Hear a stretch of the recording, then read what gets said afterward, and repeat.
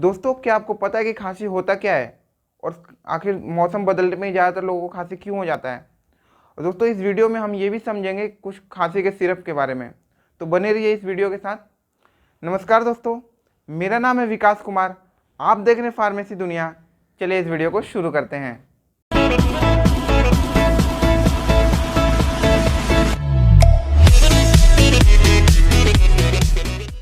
दोस्तों, खांसी कोई हमारे लिए गलत चीज़ नहीं होता है, ये एक प्रोटेक्टिव मैकेनिज्म का काम करता है। चलिए थोड़ा एग्जाम्पल के माध्यम से समझने की कोशिश करते हैं।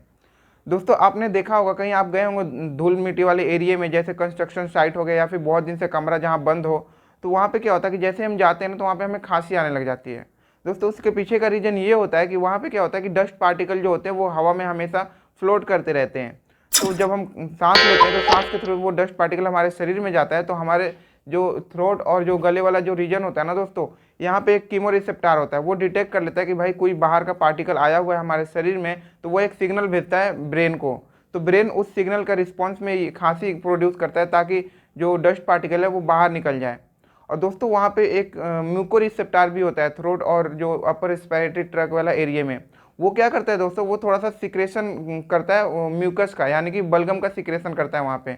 दोस्तों, बलगम का सिक्रेशन करने का मतलब यही होता है कि जो कुछ खांसी के थ्रू बाहर निकल गए डस्ट पार्टिकल, और जो छोटे डस्ट पार्टिकल होते हैं जो बाहर नहीं निकल पाते हैं, वो क्या करता है, वो स्टिक हो जाता है हमारे म्यूकस में।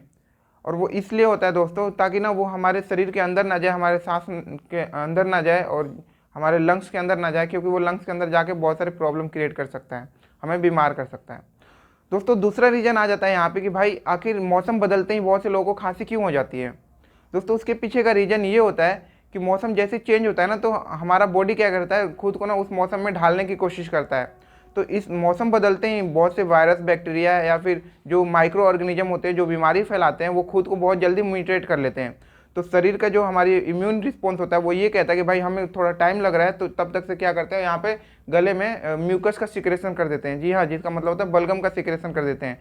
वो इसलिए होता है ताकि ना कोई भी अगर हवा के साथ में कोई पार्टिकल या फिर कोई माइक्रोब्स जो बीमारी फैलाते हैं वो हमारे शरीर में जाए, तो वो उस म्यूकस में चिपक जाए और किसी प्रकार का बीमारी कॉज ना करें, यानी कि हमारे शरीर के अंदर ना जाए।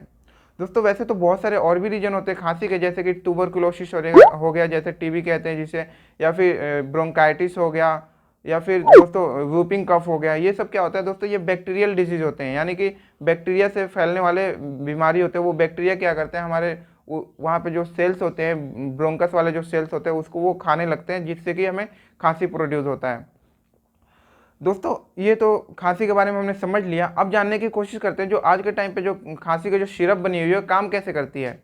दोस्तों, आज का जो खांसी का जो सिरप बना हुआ है वो क्या होता है कि नॉर्मली आपने किसी भी खांसी पे या फिर कफ ड्रॉप पे देखा होगा, लिखा रहता है एक्सपेक्टोरेंट, म्यूकोलाइटिस, म्यूकोकाइनेटिक्स, एंटीटशिब और डिमल्सेंट, एंटीहिस्टामिनिक, और दोस्तों ये भी लिखा रहता है जैसे ब्रोंकोडायलेटर। आखिर ये होता क्या है दोस्तों, चलिए वन बाय वन समझने की कोशिश करते हैं। दोस्तों, यहाँ पे आता है एक्सपेक्टोरेंट। एक्सपेक्टोरेंट का मतलब होता है दोस्तों, वो क्या करता है कि हमारी जो म्यूकस होती है उसको निकालता है। यानी कि वो कैसे निकाल सकता है, दो तरीके होते हैं दोस्तों। एक होता है कि भाई ये तो म्यूकस का जो थिकनेस होता है, यानी कि विस्कोसिटी होती है, गाढ़ापन होता है म्यूकस का, बलगम का, उसको वो पतला कर दे। तो पतला कर देगा तो वो उस एरिया से खुद ही पे खुद निकल जाएगा। तो उसके लिए नॉर्मली दिया जाता है एमोनियम क्लोराइड दिया जाता है दोस्तों, उसके लिए सोडियम पोटासियम सिट्रेट दिया जाता है, टोलू ऑफ बलदाम दिया जाता है, ग्वाइफेनेजिन दिया जाता है, और भी बहुत सारे। इसको बोलते हैं म्यूकोकाइनेटिक। दोस्तों, दूसरा आ जाता है यहाँ पे म्यूकोलाइटिक। म्यूकोलाइटिक का मतलब होता है दोस्तों, ये थिकनेस को कम नहीं करता। ये क्या करता है कि हमारे जो खांसी को प्रोड्यूस करता है, और खांसी प्रोड्यूस करते जो बलगम होता है जो ठीक रहता है, यानी कि गड़ा रहता है, वो बाहर निकल जाता है हमारे, जैसे हम खांसते तो हमारे मुंह में आता है, फिर हम थूक देते हैं, तो वहाँ से भी वो क्लियर करता है। तो दोस्तों, इसमें नॉर्मली क्या आ जाता है कि भाई एम्ब्रोक्सोल हो गया, ब्रोमहेक्सिन हो गया, और एसिटाइलसिस्टीन हो गया। तो दोस्तों, अब बात आती है कि भाई एंटीटशिब क्या होता है। दोस्तों, एंटीटशिब यहाँ पे होता है कि जो हमारा ब्रेन जो होता है ना, ब्रेन सिग्नल प्रोड्यूस करता है खांसी के लिए। तो दोस्तों, यहाँ पे ब्रेन का जो सिग्नल होता है उसको सप्रेस करने का काम करता है यहाँ पे एंटीटशिब। तो दोस्तों, ये नॉर्मली क्या होता है कि ये मोर्फिन डेरिवेटिव होते हैं दोस्तों। इसमें आ जाता है कोडिंग, फोलकोडिन, इथाइल मोर्फिन या फिर डेक्सटोमिथार्फोन। दोस्तों, ये क्या करते हैं, ये ना थोड़ा सा नशा प्रोड्यूस करते हैं। तो जो नशा करने वाले लोग होते हैं तो वो क्या करते हैं कि जैसे कोरेक्स जैसा कुछ सिरप आता है, उसको वो पूरा सिरप खोल कर वो पी जाते हैं, क्योंकि उनको नशे का थोड़ा सा अनुभव होता है। दोस्तों, ऐसा नहीं करना चाहिए। दोस्तों, अब बात आती है कि भाई ये ब्रोंकोडायलेटर क्या होता है? ब्रोंकोडायलेटर का मतलब होता है दोस्तों कि यानी कि जो हमारा जो ब्रोंकस होता है ना, तो ब्रोंकस को डायलेट कर देता है। मतलब कि दोस्तों जैसे ये मान के चलो, ये सांस लेने वाली नली होती है जिसे हम ब्रोंकस कहते हैं, तो उसके चारों तरफ क्या होता है कि म्यूकस का सिक्रेशन हो जाता है। तो म्यूकस का सिक्रेशन होने की वजह से जो जो अंदर का जो स्पेस होता है वो कम हो जाता है, जिसकी वजह से क्या होता है कि हमें हवा सांस लेने में प्रॉब्लम आने लगती है। तो वो दोस्तों जैसे हम ब्रोंकोडायलेटर लेते हैं तो वो क्या करता है, वो ब्रोंकस के एरिया को बढ़ा देता है, और जो एरिया होता है, स्पेस जो होता है, सांस लेने की नली जो होती है वो थोड़ी सी फैल जाती है, जिससे कि हमें सांस लेने में दिक्कत नहीं होता। इसके अंदर में दोस्तों नॉर्मली आ जाता है सालबुटामॉल, टर्बुटेलिन।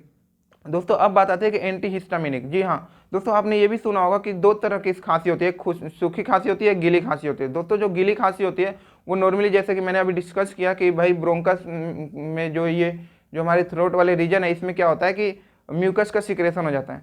सूखी खांसी होती है उसमें क्या होता है, उसमें किसी प्रकार का सिक्रेशन नहीं होता। जो हमारे जो हिस्टामिनिक रिसेप्टार होते हैं यहाँ पे, जो रिस्पॉन्सिबल होते हैं रेडनेस के लिए, इचिंग के लिए, या फिर दोस्तों वहाँ पे स्वेलिंग ला देते हैं। जैसे हम तेज से खांस देते हैं तो यहाँ पे क्या होता है कि थोड़ा सा गला भी छिल जाता है। तो इस कंडीशन में क्या होता है, हिस्टामिनिक रिसेप्टर प्रोन हो जाते हैं, तो उनको सप्रेस करने के लिए एंटी हिस्टामिनिक दिया जाता है।